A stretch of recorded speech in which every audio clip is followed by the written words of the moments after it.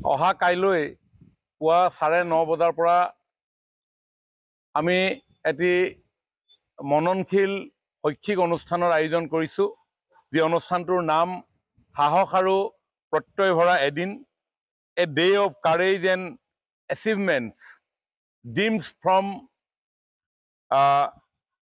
Reality, dreams reality two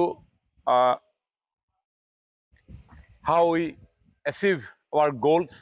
এই উদ্দেশ্যে আমি আমাৰ ছাত্ৰ ছাত্ৰীসকলক তেওঁলোকৰ জীৱনৰ জিজ্ঞাসাসমূহ যাতে কেনেধৰণেৰে এই অৱস্থাত অতিক্ৰম কৰি জীৱনৰ ইপ্সিত লক্ষ্যত উপনীত হ'ব পাৰে, তাৰ বাবেই কিছু পথ প্ৰদৰ্শন কৰিবৰ কাৰণে নিমন্ত্ৰণ জনাইছোঁ এগৰাকী বিশ্ববিখ্যাত খ্যাতিসম্পন্ন বিশিষ্ট লিখক, চিন্তাবিদ তথা প্ৰেৰণা উদ্দীপক বক্তা, যিগৰাকী লিখকৰ কিতাপ ইণ্টাৰনেশ্যনেলি বেষ্ট চেলাৰ হিচাপে পৰিগণিত হৈছে ইউ কেন উইন, প্ৰেৰণা উদ্দীপক বক্তা শিৱ খেৰা ডাঙৰীয়া। তেখেতক আমি নিমন্ত্ৰণ জনাইছোঁ মৰাণ বাণিজ্য মহাবিদ্যালয় এই প্ৰাংগণত।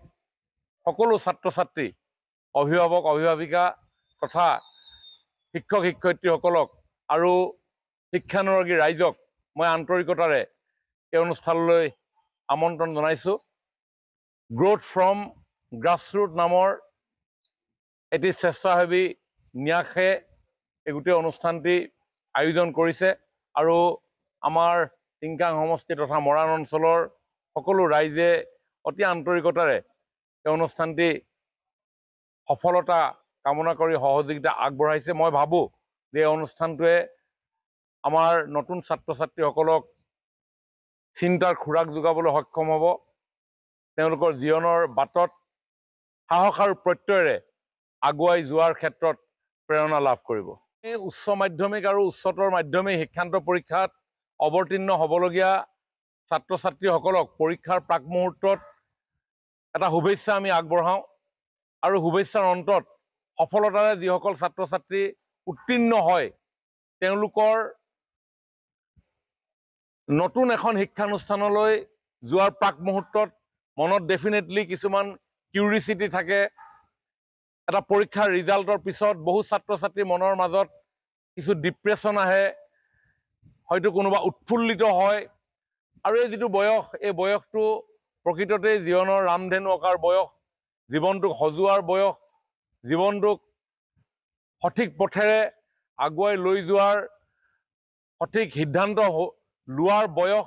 আৰু সেইকাৰণেই যদিওবা অভিভাৱক অভিভাৱিকা, বিদ্যালয় কৰ্তৃপক্ষ, শিক্ষক শিক্ষয়িত্ৰীয়ে তেওঁলোকক সেই পথৰ সন্ধান দিয়েই, তথাপিও আমিও জনসাধাৰণৰ এগৰাকী সেৱক হিচাপে এই যি দায়বদ্ধতা ছাত্ৰ ছাত্ৰীসকলৰ শৈক্ষিক ক্ষেত্ৰখনৰ পৰা আমি নিশ্চিতভাৱে আঁতৰি থকাটো উচিত কথা নহয়। আৰু মই ভাবোঁ যে সকলোকে লগত লৈ শৈক্ষিক ক্ষেত্ৰখনৰ কাৰণে যথেষ্ট কৰণীয় আছে, তাৰ বাবে যথেষ্ট কৰাৰ অৱকাশো আছে, আৰু সেইকাৰণে ছাত্ৰ ছাত্ৰীসকলক এই ক্ষেত্ৰত কিছু উৎসাহ প্ৰদৰ্শন কৰিবৰ কাৰণে এই অনুষ্ঠানটি আমি আয়োজন কৰিছোঁ। সাহস আৰু প্ৰত্যয় ভৰা এদিন, a day of courage and achievement from dreams to reality.